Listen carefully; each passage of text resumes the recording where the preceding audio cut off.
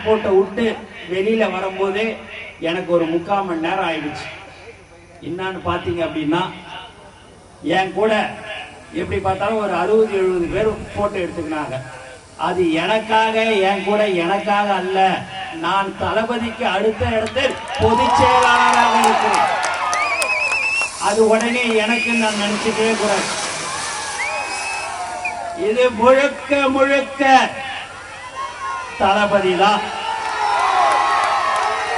எங்களுக்கு தெரிஞ்சதெல்லாங்க தளபதி தான். தளபதி தாண்டி எங்களுக்கு வேற எதுவும் தெரியாது.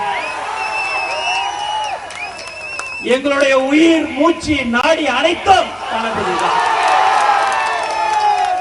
ரசிகர் மன்றமாக இருக்கும் போதும் சரி, நற்பணி மன்றமாக இருக்கும் போதும் சரி, மக்கள் இயக்கமாக, இன்று தமிழக வெற்றி கழகத்தின் தோழர்கள், நிர்வாகிகள் எங்களுக்கு ஒரு அடையாளத்தை கொடுத்தவர் தான் எங்கள் தலைவர் தளபதி.